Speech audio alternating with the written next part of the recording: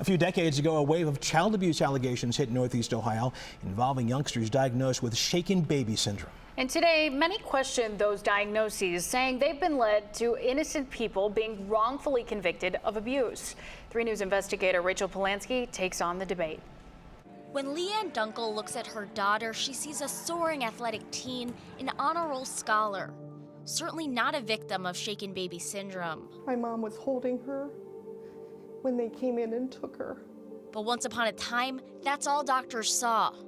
And they were wrong. He didn't want to hear anything we had to say. Years don't soothe the sting of that failed diagnosis. Instead, tearful memories flood a mother's thoughts. I couldn't take my kid home, and they said I would be arrested if I did. She was at Akron Children's Hospital, where renowned pediatric Dr. Daryl Steiner was uncovering case after case of shaken baby syndrome.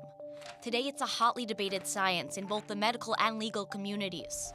More than 200 criminal cases are unraveling across the nation, while others are making pleas of innocence from behind bars. There are definitely people serving long sentences, life sentences, for what I believe to be bad science and bad medicine. Shaken baby syndrome grew prominent in the 1990s, punctuated by the trial of British au pair Louise Woodward. After that, the diagnosis exploded, most notably around Akron, ranking the city 3rd in the entire nation, largely because of Dr. Steiner and his care center. The pediatrician would become the doctor, the prosecutor, the police officer, and the jury. The pediatrician would say, this is abuse, and that put a caregiver or parent's life into a living hell. In recent years, the science is shifting. Doctors are recognizing other causes, such as simple falls. Right now, the Ohio Innocence Project is working with 2 women serving life sentences, Tiffany Khaleesi and Marcia Mills, both claiming innocence, both diagnosed by Dr. Steiner. These are men and women who have been separated from their family for decades. The Dunkles came close to being one such family. In 2006, they lost custody of their newborn for 4 months. It began when the infant girl fell 3 feet from a table, and to be safe, they took her to Children's Hospital. It was a very bad decision. Baby Rachel was examined by Dr. Steiner, who quickly rendered a startling diagnosis. Rachel's future brain development forever altered by this physical abuse. I thought it was a mix-up, it was a mistake.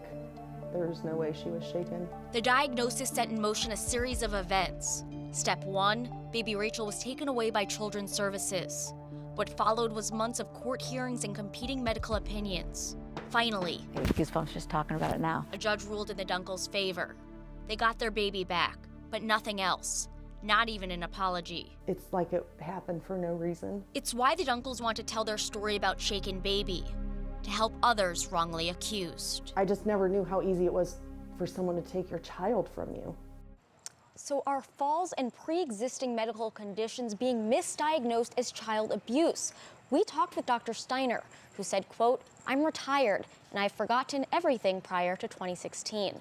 Now, despite dozens of cases unraveling, the American Academy of Pediatrics stands by the shaken baby diagnosis." Sarah. So interesting. So many things to think about there. Thanks, Rachel. Sure.